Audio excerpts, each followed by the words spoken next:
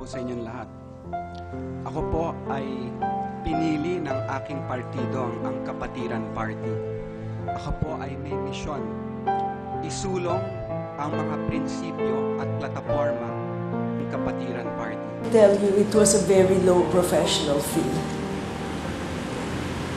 We have confidentiality agreements with each other. Tayo po hinuhubog ng ating pinagmulan at ating kinakistan. Ako po'y maswerte sa dalawang panig na ito. Meron po akong mga magulang na nagturo po sa atin ng tama at mali. Sinamahan pa pati ng mga kasambahay, kaalyado at kakampi. Una-una, lahat ng mga karamihan sa ating mga karatig bansa nakatapos na ng kahirapan. Dahil tayo hindi pa nagsisimula dahil sa iniisip natin na hindi kayang tapusin yan.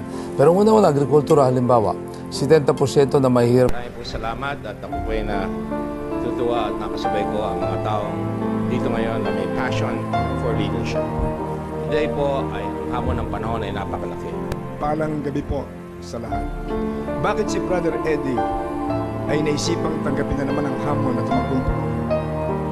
Sinabi po ni Dr. James Walker, a famous economist who has been specializing on the economies of Asian region, I have never seen a country in this world like the Philippines that used to be number 1 in Asia. Magandang gabi sa atin lahat po. Nagpapasalamat po kami dito sa UST, sa COMELEC, sa ANC, PPCRV para sa session ito po. Ang ating bansa po ay nagraranas po ng isang lagim na kumakalat po sa buong bansa. Magandang gabi po sa inyo lahat. Una po ay ako ay papasalamat na nakarating po rito ngayon. Ibig ko lang po ipaabot sa inyo na bilang naglingkod na sa inyo, marahil ito po sa mga kasama kong kandidato. Ang maiaalay po natin sa sambayanan ay isang plataforma na nagbabalanse ng reforma sa pagtutugon ng mga suliranin na kailangan sagutin ngayon o dili kaya sa unang araw ng panunungkulan.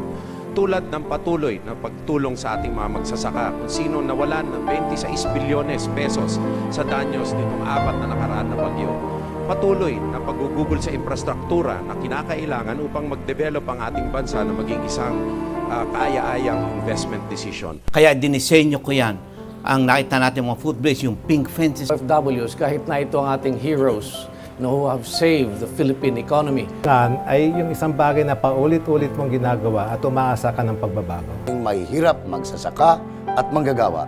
Yung popular lamang dahil hindi napili ng isang partido, nagtayo ng sariling partido. Yun ho ang mali. Hindi po ako pahig sa ganyang sinasabi sa political dynasty. On bank secrecy. Yan ang isa sa pinakaunang hakbang na isasagawa ko personal. Hindi ko nasabi kasi yun ni Senator Marcos dahil gusto niyang ligawan yung mga supporters. At suriin mo rin ang ibang kandidato. Dati na sa kabinete ni GMA. Your answer is... Your answer is...